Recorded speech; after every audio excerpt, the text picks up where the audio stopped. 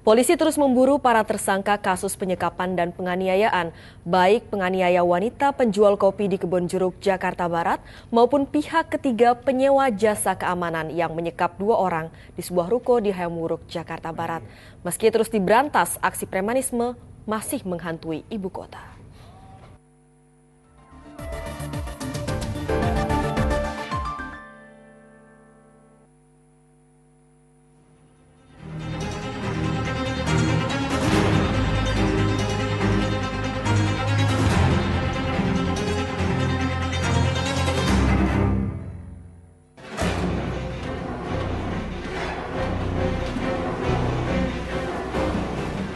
Rabu dini hari, polisi menggerebek sebuah ruko kantor penyalur jasa keamanan PT Benteng Jaya Mandiri di kawasan Hayamuruk, Jakarta Barat.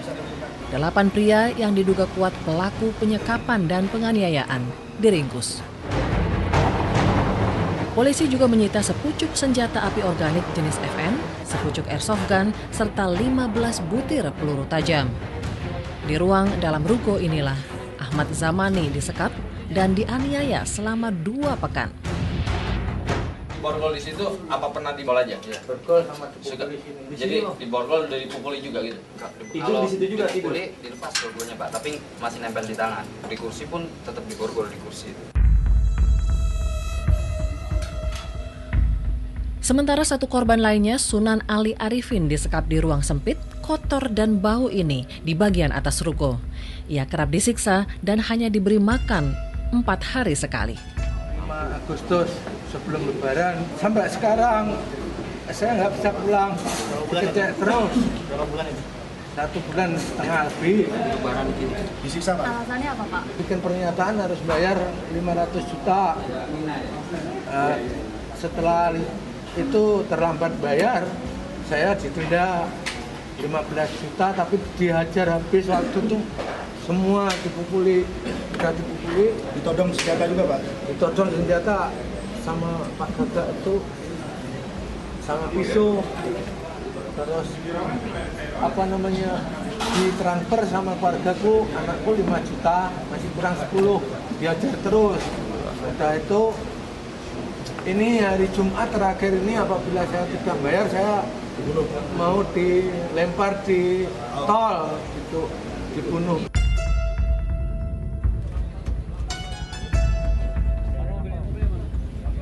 Penyekapan kedua korban terkait masalah utang piutang.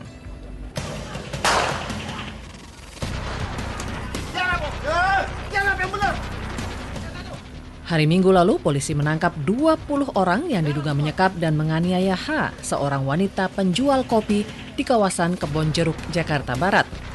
Namun hanya 1 orang, F, yang ditetapkan sebagai tersangka. Polisi kemudian memburu 2 tersangka lainnya. 1 dari pelaku ternyata adalah buronan penculik anak. Kondisi H sangat memprihatinkan, di sekujur tubuhnya tampak bekas luka akibat ditetesi plastik yang dibakar. Selain itu, alat vitalnya juga dilukai dengan kayu. H baru berhasil kabur setelah disekap selama 3 hari. Polisi menyita sepucuk pistol rakitan dan sejumlah peralatan yang digunakan untuk menganiaya korban. Para tersangka menyekap dan menganiaya H selama 3 hari hanya karena tidak mau memberi uang jatah preman sebesar Rp100.000.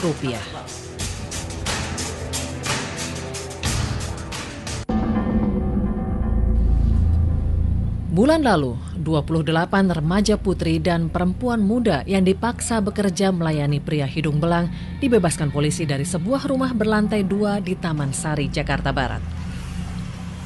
Penganiayaan pun sempat dialami mereka yang kabur namun tertangkap kembali. 4 tersangka pengelola, perekrut, dan pengawas mereka kemudian ditangkap polisi. Para wanita ini dijanjikan akan bekerja di restoran, namun kemudian dijerat hutang yang tak kunjung lunas.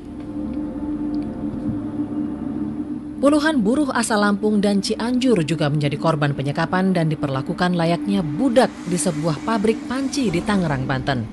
Mereka dipaksa tinggal berdesakan di gubuk lembab dan bekerja 14 jam sehari selama berbulan-bulan.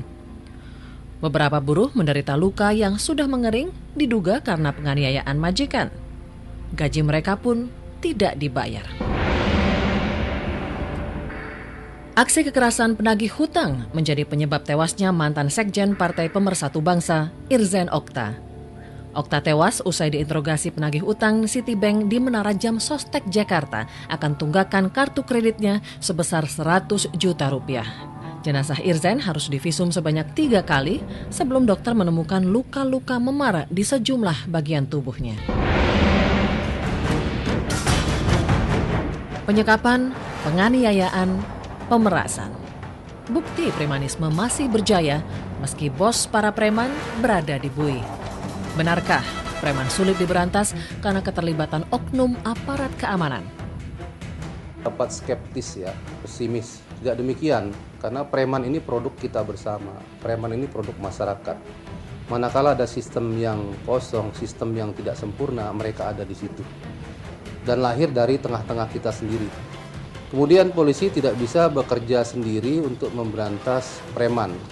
Ya, karena memang setelah dijaring oleh polisi, kalau memang ada unsur pidana kita akan proses hukum, kalau tidak kita kembalikan. Sewaktu dia dikembalikan ke masyarakat, ini tinggal menunggu waktu saja kapan dia melakukan tindak pidana. Tahun 2012 sekitar 4.500 preman di ibu kota dijaring polisi. 651 orang diantaranya ditahan, sementara sisanya dilepaskan untuk pembinaan. Di tahun 2013 ini, 1.600 preman terjaring, namun hanya 86 diantaranya ditahan. 3 preman legendaris ibu kota, Basri Sangaji, John Kay, dan Hercules. 2 tewas, sedangkan satunya berada di dalam tahanan kepolisian. Meski demikian, saudara, aksi premanisme masih marak terjadi. Berkedok penagih hutang atau jasa keamanan, intimidasi dan kekerasan kerap digunakan demi uang semata. Tak hanya polisi dan pemerintah, masyarakat pun perlu berperan untuk mencegah munculnya bibit-bibit premanisme di tengah kita semua. Demikian Barometer pekan ini, sampai jumpa.